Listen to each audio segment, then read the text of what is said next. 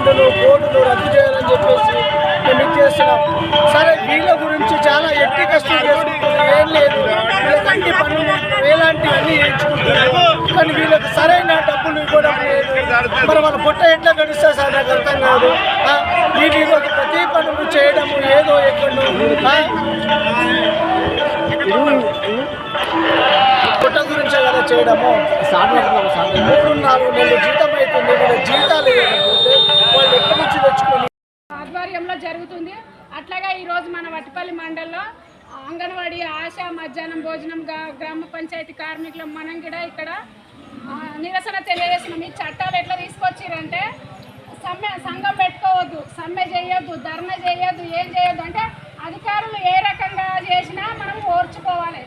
వెనకడికి ఒక 100 సంవత్సరాలు 200 సంవత్సరాల క్రితము వాళ్ళు ఎట్లా చేసిన బండి కింద ముందల ఉరికించి ఎట్లా ఇది చేసిరో అలాంటి చట్టాలను తీసుకొస్తారు. ఇప్పుడు అలాంటి చట్టాలను తీసుకొస్తే వాళ్ళు ఏం చెప్తే అదే ఇక మనం 10 రూపాయలు తక్కువ చేసి వాళ్ళు గ్రామ పంచాయతీలో కానీ ఎవరైనా ఏ సంఘాలలో అయినా కానీ వాళ్ళు ఇచ్చినన్ని తీసుకోవాలి, పని చేయాలి. వాళ్ళు ఎన్ని గంటలు పని చెప్తే అన్ని గంటలు పని చేయాలి, రాత్రి పగలు అనే తేడా లేకుండా.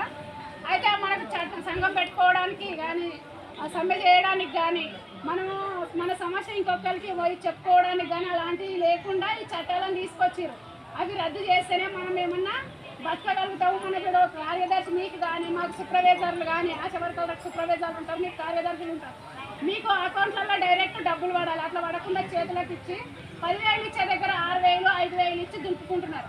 మాకు కూడా వచ్చిన కొన్ని డబ్బులు అదే చేసుకుంటారు. మాకు వచ్చినవి అకౌంట్లలో వేస్తారు. మిగతా కొన్ని కార్యక్రమాలు ఉంటాయి, ఆ కార్యక్రమాలలో ఇచ్చే డబ్బులు ఇది చేసుకుంటారు.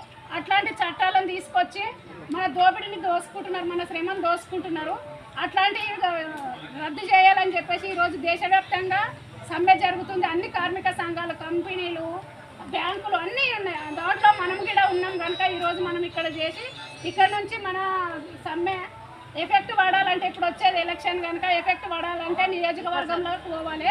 ఇప్పుడు ఇది అయిపోయినాక మనం సార్కు మెమరాండం ఇచ్చినాక జోపేట వెళ్ళాలి అందరం. ఇంతే ఫ్రెండ్స్, అందరికీ please like it, share it, and for more videos please subscribe to our channel.